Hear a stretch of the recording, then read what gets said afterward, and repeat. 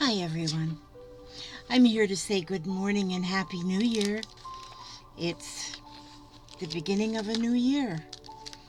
And I've been up and down all night trying to just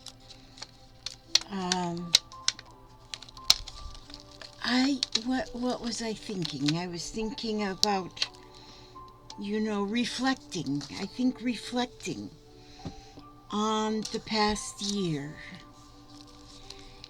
And I hear so many people talk about how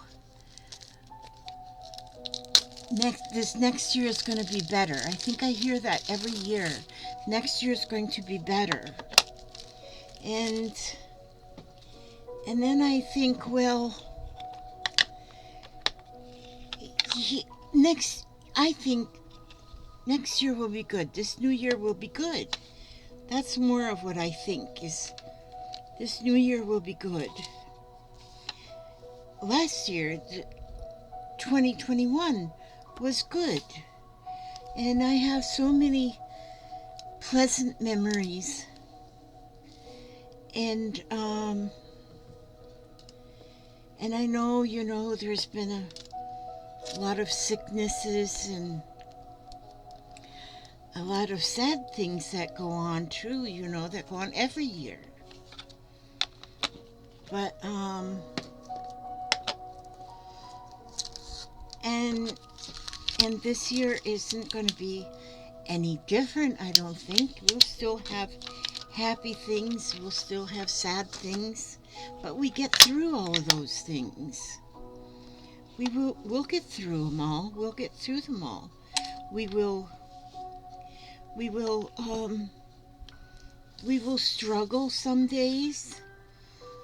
Some days will just fly by with no struggles. But that's to be expected, I do believe. I do believe all that is to be expected. And so, if you if you go into a new year and you say, oh, it's going to be good, everything's going to be wonderful, and then if it doesn't become wonderful, then you get into this like a depression. I'm one who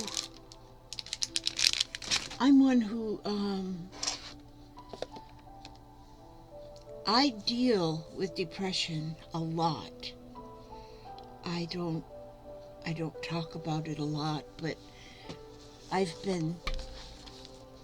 take medications and such for depression and anxiety, and I deal with them on a daily basis, constantly. But I make it through every day. I make it through every day. And sometimes I'm hiding in my dark space, and sometimes I hide in my dark space, and that's okay, It's okay to hide in your dark space.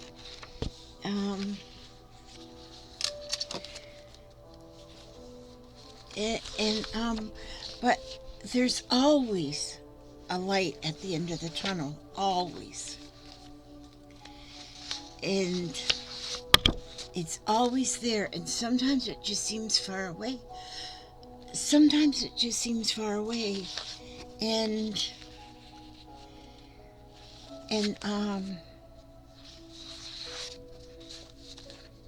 But the light is always there. These are pictures that I've colored. I'm looking to see if there's anyone up here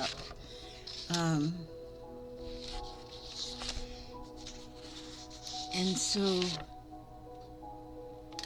all things grow best when tended with love. Gosh, some of these I colored a long time ago. I love coloring those kind of things. I do love coloring. Coloring is one of the things I do, especially when I'm in one of my that one? That one I colored August 18th, 2015. That's been a while ago since I colored that one. Oh, I used my Chameleon markers on this one, but then I gave them away. There was a young girl here one day, and she loved them. She just said, oh, these are so neat. And then when she got ready to go home, I told her to take the markers with her because she loved them. These, look at that, gel pens. And sometimes, isn't that cute, the owls? There are some of these I don't even hardly remember coloring, but look at this, I colored that one on vellum.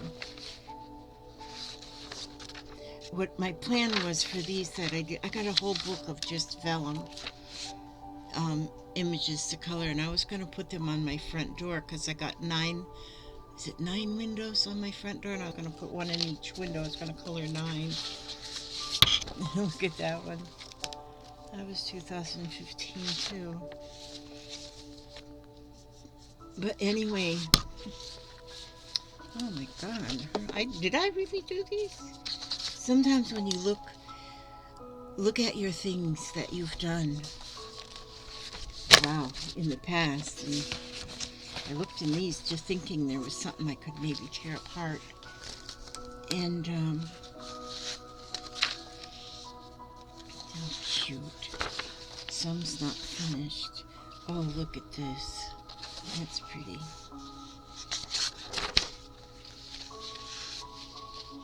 Trust in the Lord with all your heart. Proverbs 3:5.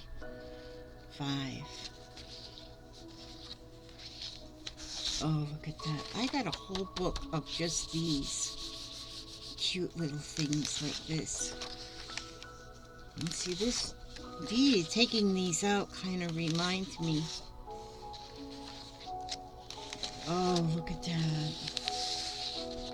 Oh, there's another one of the vellum pictures. There's another one of the vellum. Oh, this one was fun. I have one book that is every picture in it is like this. All these little spots and things. That was fun. Oh, look at that one. Oh, I messed something up on that rose right there. I'm going to take something off of that. Oh, these ones I used those same markers. I gave them away. Maybe I'll buy them again because these were the same thing. The chameleons. Oh gosh, I wonder if they've went down in price. I've still got a little Christmas money. I still have a little Christmas money from that was deposited in my PayPal from subscribers, and I still have a little bit left. I just used some of it. What was it I ordered? Oh, I ordered my nippers. That's what I ordered. That hasn't come yet. See how pretty these are, using those chameleon markers. But this young girl, and she was just so into art. She was actually a friend of my granddaughter's. Oh, each day is a gift to be shared with those we love. Okay, I like that.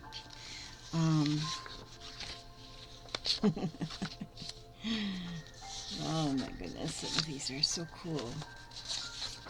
Some things I just leave in the books when I color, but some things I take out.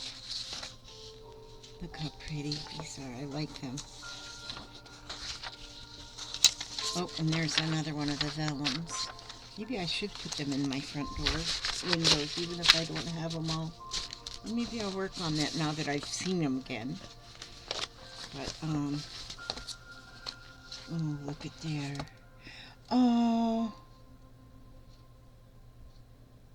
Oh my gosh. Look at that. This is my great-grandson's hand. That was in 2015. 12/31. Okay, so they must have been down for Christmas. Taylor just turned 9. Just a couple days ago. And then this was Jeffrey the same day. Jeffrey. Oh, and Jeffrey is 13 now. Oh, that's so precious. Oh my goodness. Okay. But anyway, yes, I wanted to just wish everybody a happy new year. I was planning to stay up last night and sweep out my front door at midnight. And that's where I got to thinking about how you got to sweep out the old new year and the old year and let the new year in. Well, and I got to thinking, my year has been wonderful. My year has been wonderful. There's been aches and pains, there's been sadness, but there's been 365 days in my old year. 365 days. And yeah, some of them have been a little sad, but most of them have been very good. Way more good than bad. Way more good than bad. And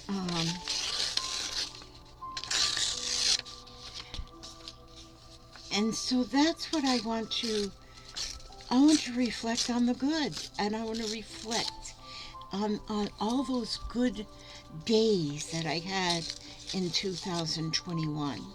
And there's been so many good days. And that's, I am grateful for those days. And like I say, there's sadness. I think, one of the things I learned just at the end of the year, one of the things I learned, let me tell you, is the word normal. Normal.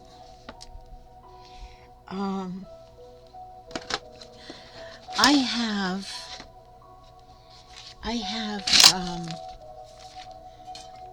let me see, I'm looking for oh, there it is.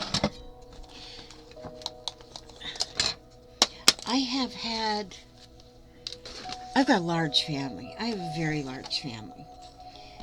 Just what I call my family. That means from me on down, this family tree. From me, 6 children, and I don't know, I think there's 13 grandchildren, and I think there's 6 or 7 great-grandchildren. And all of these, from me, 10 families. Starting at just myself, and I have morphed into 10 families. From my 6 children, and they've had children, and some of those children have had children, and so I have a beautiful, beautiful family. But guess what? They're not perfect. Guess what? This is what I've learned. At one time, I've even had somebody tell me your family is very dysfunctional. And whenever, I'm learning about the rule of acceptance as well. So I was told that my family is dysfunctional. And when I heard that, I believed it. I kind of said, yeah, you're right. My family's dysfunctional. And then, but now, just in the last few days, I have decided that my family is not dysfunctional. My family is normal. It is normal for your family's members to break away. It's normal. That's all of this stuff is normal. And so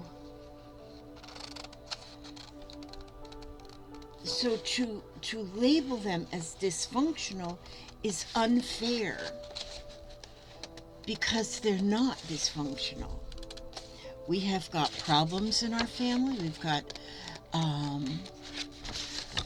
siblings that don't talk to each other. That used to really bother me. It just, because I want all my little family to be happy, happy, joy, joy all the time. And I want everybody to get along.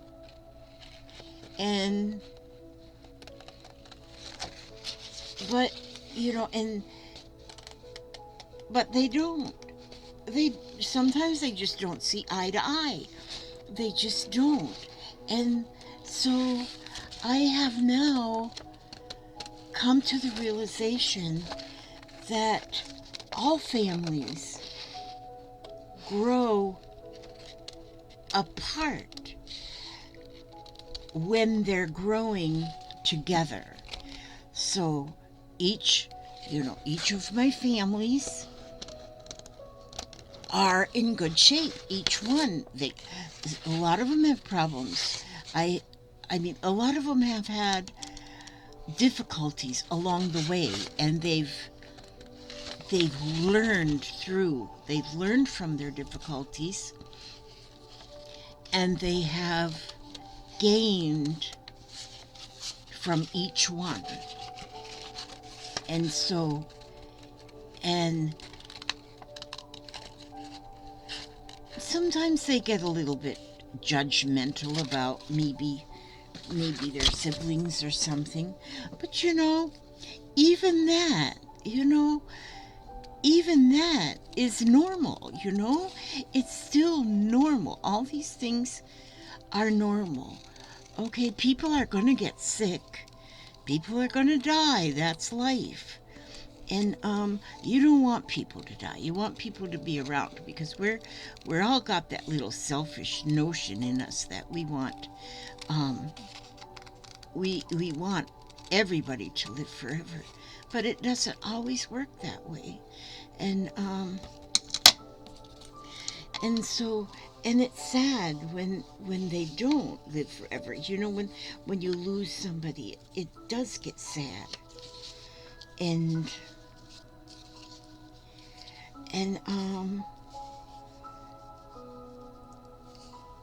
it's sad when you lose somebody you love, or when you maybe feel like you're going to lose somebody you love. It gets very sad. It gets very sad. And so what do you do? What do you do?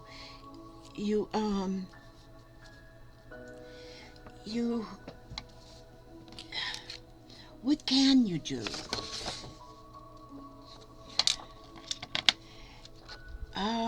What can you do?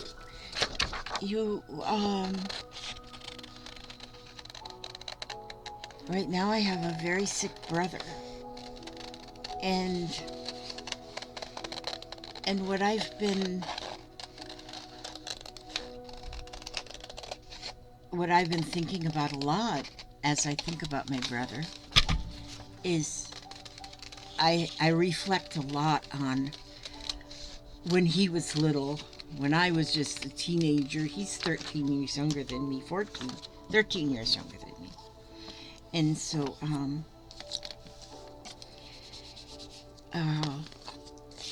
I reflect a lot of our past, and that makes me smile. Those memories they give me joy, and which I still believe in miracles too. I believe in miracles. So, and my brother's going through chemotherapy, and many people have got their stories of cancer survivors. And so this is one of the hopes and prayers that I have for my brother. And so I I think about I want to just think about all of the good memories. I want the good memories. And and I'm not looking for him to pass, but if he does, oh my gosh, where's he going to be? He's going to be in a world we all look forward to seeing. Well, I don't know if we all, but I look forward to being one day with my mom and dad, and with my late husband, and with my other brother. I've lost one brother already. And but even though I lost that brother he was age 48 when he passed. He was 48, which was much too young. And that was much too young. 48's much too young. But I think about him now, and I kind of wonder if he is like maybe one of my spirit guides. Could he be? Is he out there? Sometimes you see. I don't go out very often anymore, but and so I don't see as much as I've seen in the past. But there was one time I was in the grocery store, and I turned up an aisle, and just as I turned up that aisle, I saw my brother. I said, oh my God, there's Vince, I saw my brother. I swear. It was like he was really there. And then I almost ran up that aisle to go around the next aisle, and that person I saw was nowhere to be seen again. And I really believe that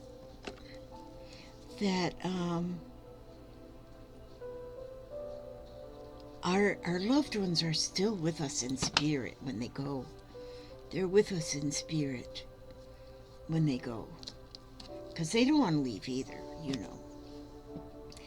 And I kind of look forward to the day that I myself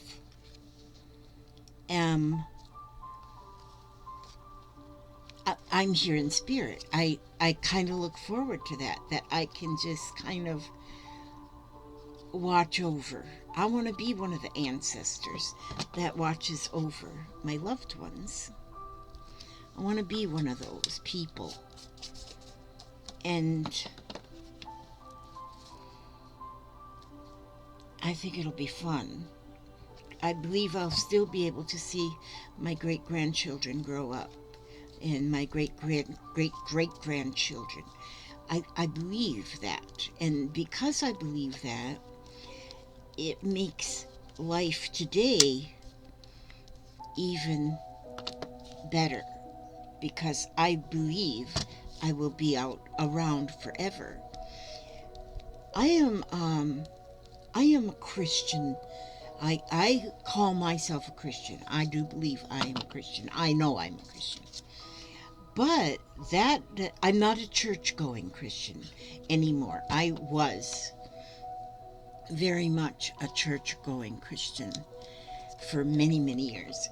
But now we're homebound Christians, my husband and I. And so, and lately, this past year, I have been doing a lot of research on like ancient religions, ancient beliefs, and those kind of things. And I am, in each one of them, I mean, from centuries ago, thousands of years ago, there's been such amazing beliefs over, because even before Christ, there was always God, or whatever you call God, your higher power, your the divine, your source, whatever is God. God's been forever. Jesus came 2,000 years ago.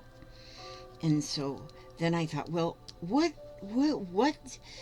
did belief, what was out there before Jesus came? And then, see, I want to, all of a sudden, I want to know this stuff. And I put this glue over the top too, because it's a glitter glue. I want it to glitter some. And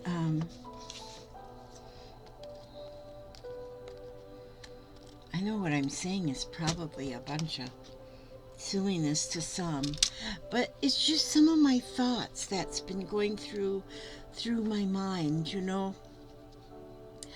I have had a good life, a very good life, even though so much in my life has been turmoil. So much of my life has been turmoil, and that might be why I deal with the depression now. But I deal with my depression. I don't suffer from it. I have medication. I've had medication for my depression for at least 20 years, maybe longer. And I can tell when I come off my medication, because I'll go back into that deep, dark hole again. And so I have to be very careful to make sure I take my medication every day, so that I will stay level. And one of the things I do a lot for my depression is this kind of stuff right here. Just crafting. And I don't have to have a reason for anything I do. I just wanna, the reason I do it is because I want to do it. And just because I want to do it. And usually I don't have a plan ahead. I don't plan anything ahead. I just kind of just work. Work. It's not even work. I don't like to call it work. I just kind of play. I want to put some more of this glue on there so that when it all dries, it's all going to be shiny. But I like shiny things. I like glitter. I like this lady with her umbrellas, my umbrella lady. Thank you to Tammy Wolf. She sent those to me. I love them.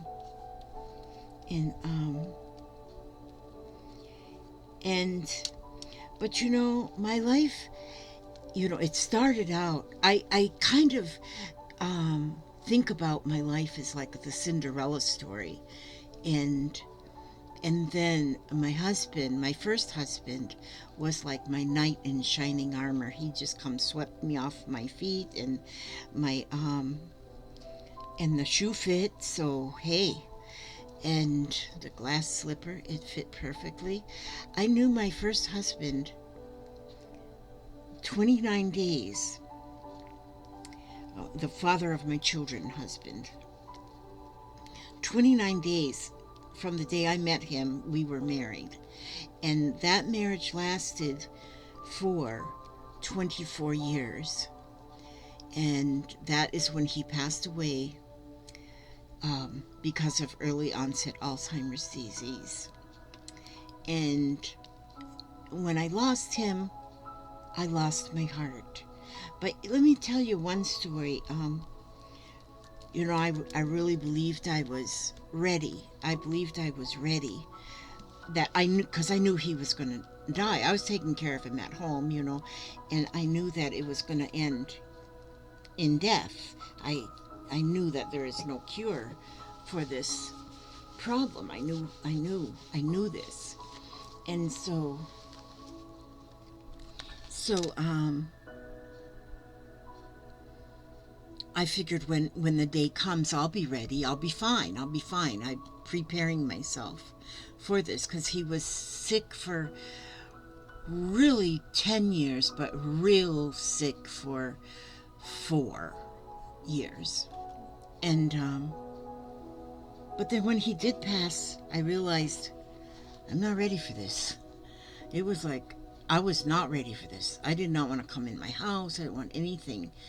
And this really went on for, I was in a very bad way for about a month. It was about a month. And about a month that I was, I don't know, in a way I was blaming myself. It was weird. It wasn't good at all. And I had one night, my husband's pills were still in the house. I don't know why I still had so many of his pills, but he was taking a lot of medications, and because he would become combative, and which is normal for anything like this. And so so he had medications that kept him calm and stuff like that. And there was one night I was listening to a song, Go Rest High on the Mountain by Vince Gill. I was listening to that song over and over and over and over. I listened to that song this night and I cried a bucket. I'm telling you, I cried and I cried. And even though I still had an 11-year-old boy home, it was like I didn't know he was there. I was in this fog. I was in somewhere that is not even explainable. And that night, I was sitting outside. It was dark. I was sitting outside in front of the house, leaning up against a tree. And I had a bottle of wine. And I had that bottle of wine and I had all of those pills. And I thought, this way I can go and be with him. And I took all those pills and I drank all that wine, and it was a big bottle. Boone's Farm strawberry, But anyway, and then after I swallowed all them pills, then I started thinking about my 11-year-old boy that was in the house sleeping. And that quickly, I got sick. Everything from my stomach came back out. And that night, when I finally did go to sleep, I had a dream. My whole dream was a telephone call with my late husband. With Ernie, he called me on the phone. And I talked to him all night, or should I say, he talked to me all night. And he explained to me how everything was going to be all right. And when I hung up the phone, I woke up.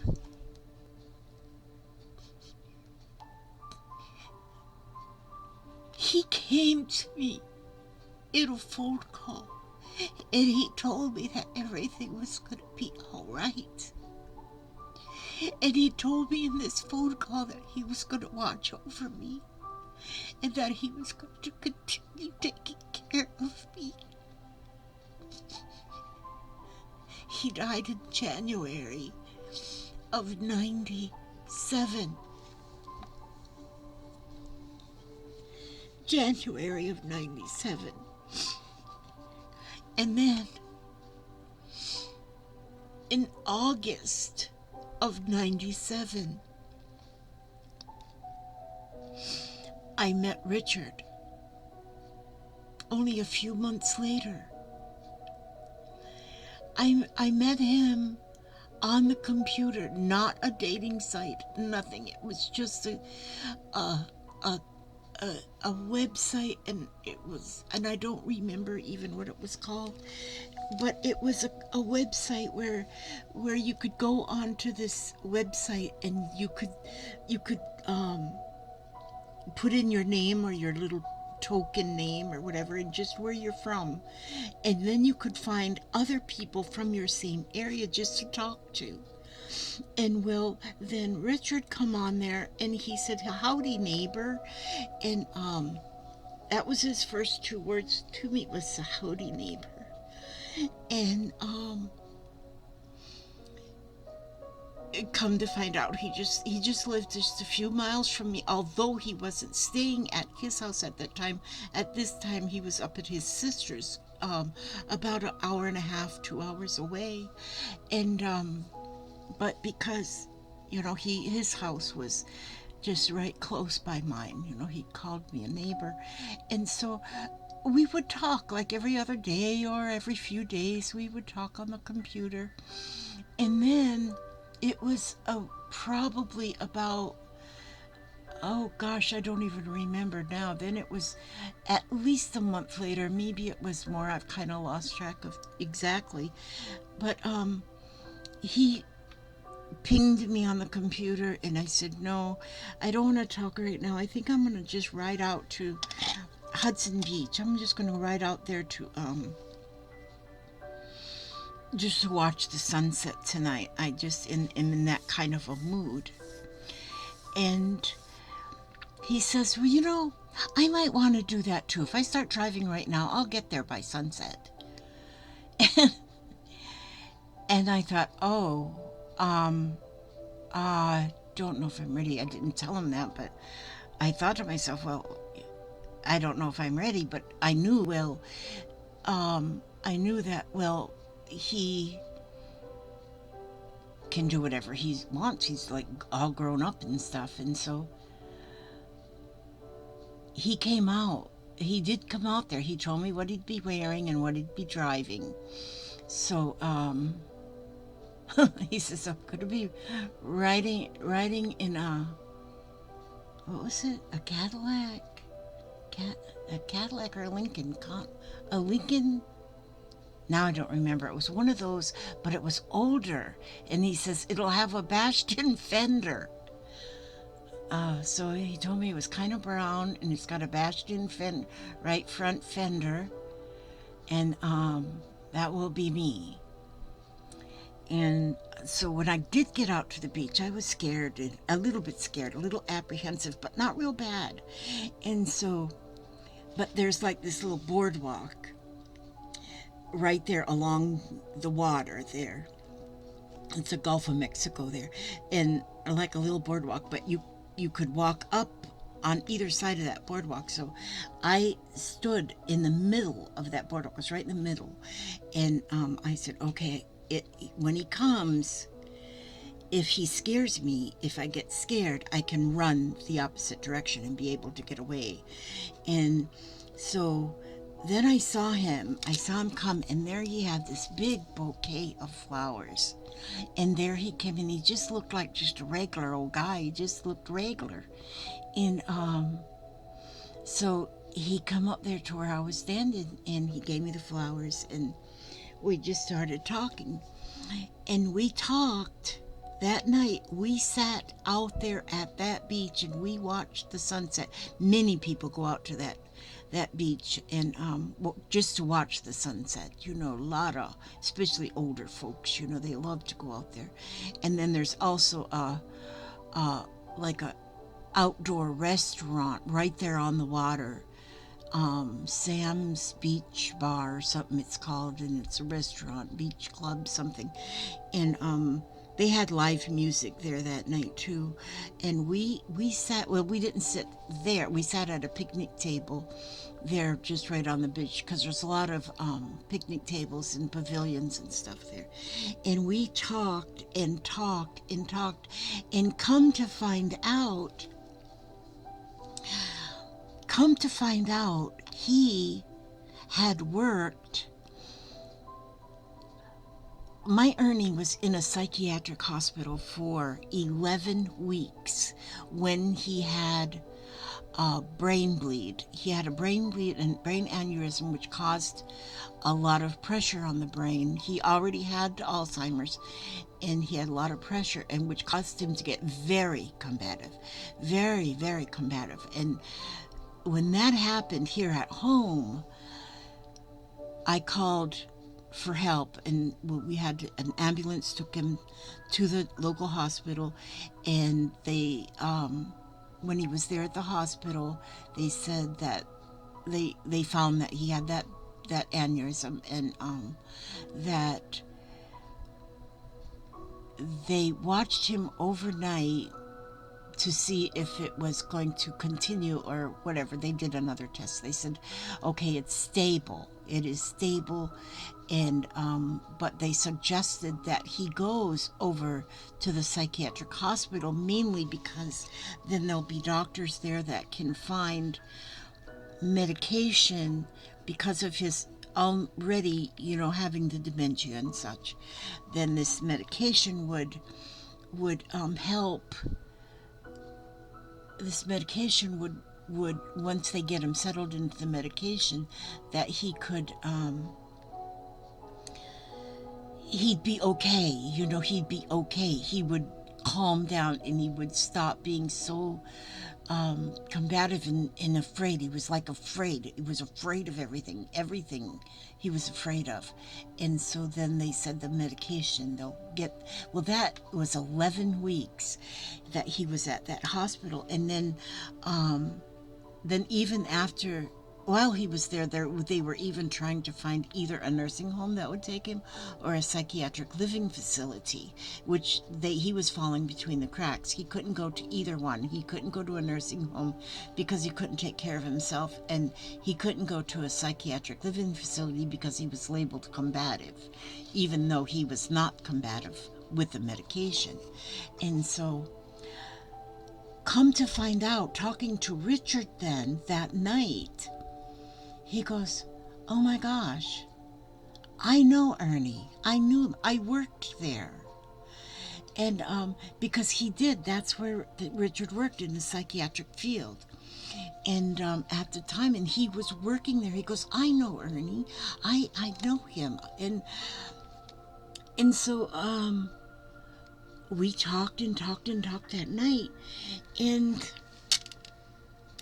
And Richard also had lost his wife. His wife was in heaven as well. And, when you think about spirit guides, Richard and I have talked so much after. And we said, you know what? Ernie and Val, his wife is Val, they got together in heaven. And they cleared the path for us to meet. And some people say, it was so soon. Some people had told me, you don't want to get into a relationship this soon after losing your husband. And, which I didn't. I didn't want to get into a relationship. And still in my mind, I knew if I do ever get in a relationship, it will be after I raise my child. And so, but as it turned out, Richard moved in with me that following May 1st. And so of 98. So that was just a couple months over a year. It was 14, January, February, March, April, May, 1, 2, 3, 4, 16 months after Ernie died, then Richard moved in. And then he also started working at the same place I was working at. And Oh, he started working there before he actually moved in here. He had his own. He had moved. He was in left where he was living with his sister, and he moved back into his little house in Spring Hill, and then he took a job where I was working, and and so many people after Richard and I got together, they say, he is so much like Ernie. I swear. They said from the back, he looks just like Ernie. He acts just like Ernie. Richard treats me like sometimes I say, Richard, you're suffocating me. He treats me like a princess. He wants to do everything for me. And I really believe that my Ernie had something to do with me meeting Richard. I really believe it. I believe it so strongly. And I mean, Richard, he didn't have, I always say if I ever meet somebody, it's going to be somebody with gold-lined pockets, And no, Richard didn't have no gold-lined pockets. He lived just like I did, week to week, payday to payday, But you know what's more important than that is what I got in heaps and gobs when I met Richard. He has made every bit of my life so comfortable, so comfortable. And he helped me raise Billy. He helped me raise Billy, and I know I could not have done it by myself. I know I could not have done it by myself. I needed him, and I believe my spirit guide, who is my Ernie, is still watching. He's still watching over his whole entire family. Sometimes I think, oh gosh, Ernie, if you could just be here and see your grandchildren and your great-grandchildren. And then all of a sudden it'll dawn on me, oh, silly girl, he is seeing them. He's always right here with me. And so because of this last year, 2021, it has been a very good year. And I am just I am so confident that 2022 is going to be just as good. It's going to be just as good. And I'll be 73 this year. If I make it to October and if I watch my diet and I don't eat garbage, I will make it to my birthday and become 73 years old. I have this book right here.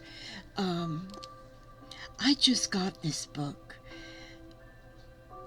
I had like I said, I had some subscribers that put Christmas gifts in my PayPal, and I've been using that money to buy a few things that I wanted. But I have a friend, Alicia, who has this book. In fact, I think Laura has it too. And Alicia says, you need to get that book. You will really like it. And so it's Jesus Calling, Enjoy Peace in His Presence by Sarah Young. And it's got day by day a reading. And today's reading, and each reading is it's like Jesus talking to you. And whoever you believe, if you believe Jesus, if you believe God, your higher power, whoever you believe in, your maker, whatever, is talking to you here. It says, come to me with teachable spirit eager to be changed. A close walk with me is a life of continual newness. Do not cling to old ways as you step into a new year. Instead, seek my face with an open mind, knowing that your journey with me involves being transformed by the renewing of your mind. As you focus your thoughts on me, be aware that I am fully attentive to you. I see you with a steady eye because my attention span is infinite. I know and understand you completely. My thoughts embrace you in everlasting love. I also know the plans I have for you, plans to prosper you and not to harm you, plans to give you hope and future. Give yourself fully to this adventure of increasing attentiveness to my presence. And then it gives you this one has two places I can go in Romans 12:2 and Jeremiah 29:11 that I can go that will back these things up. And I have I've got some different Bibles, but this is one that I enjoy, and my Inspire Bible. And this is the one I use the most. And this one here I can color in it and put stickers in it. It's got coloring pages in it. I love this Bible. I'm not even there. See, I colored there and I colored here, and I love this Bible. It's good, and so. But yes, I will go and I will read those. I haven't read them yet this morning, but I'm going to read those. But I just wanted to say Happy New Year, and I want you all to know that you all are blessed. You all are blessed. No matter what you think or where you think your life is going, if you feel like it's like it, sometimes you get into a depression and you feel like you may feel like, how can I even go on another day? We all go through those days, and we do go on to another day. And like they say, look for the silver lining in every cloud. Look there, it's there. It really is there. And some people say, no, there's no good in this world anymore. But there is so much good. There is so much good. Sometimes you just gotta look the other way. Turn that stupid TV off and quit watching the news, because that's depressing. And because they're only going to tell you about bad things in the world. They're not going to tell you very many good things. And so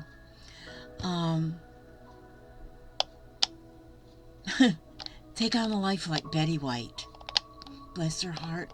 Rest in peace, Betty White. That lady passed away yesterday or the day before. I think it was yesterday. I don't know.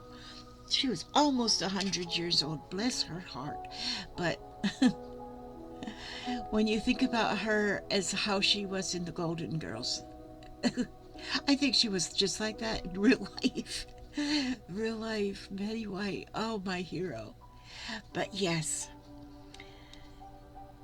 believe in all the good things to come, because they are. The good things are right there around the corner.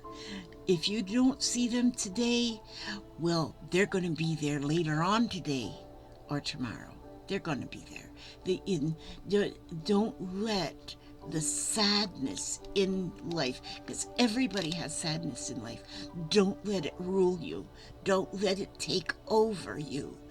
If you have depression, don't think it's a bad thing, because it's not. It's normal. It's a normal thing. If you think your family is dysfunctional or off the wall, nope, that's pretty much normal. All these things are normal. There is no perfect family. There is no perfect person. There is no perfect life. So I'm gonna let that's my little video for Happy New Year. Happy New Year, and let this new year be happy. Let it be happy just like it was last year. If you had sickness with the COVID and you got over it, well, that's good. If you're still having sickness with the COVID, don't let it steal your glory, your thunder, your when you have a chronic illness that is never going to go away, that you're going to have forever, don't let it rule your life. Don't let it take over your life. Don't let it. Just think about the good, and do because there is good, and do some art. I mean, it doesn't have to be anything that you're going to send to the Smithsonian Institute or something. Just let it be fun. Look at this. This was one of Richard's presents from Christmas that he got from, I don't know, I think my daughter got that for him. These cards. I said, I want your cards, Papa. He goes, you can have one and play with it. He goes, we could never play cards with them, but they're huge. So I'm waiting to see what I can do with them cards. How big are they? 9 inches by 6 by 9. I love them. Okay, I'm going to thank you. If you're still here listening, thank you so much for listening. And there's just some things I want to say. And sometimes I am just so grateful. I am so grateful for all of you. All of you are like my therapists, because I can be in the most down mood for no reason, and then I can turn on this camera and start talking to you guys, and I'm telling you, it's like you are my medicine. And I am thankful for the past year, and I'm looking forward to the new year, and we're going to hang together. And I know you all understand me, even though my memory's getting really crappy. But anyway, I love you. God loves you. And there are so many things to be happy about. Just find them. They're there. And they're not far. They might be just right underneath this. Right there. Okay.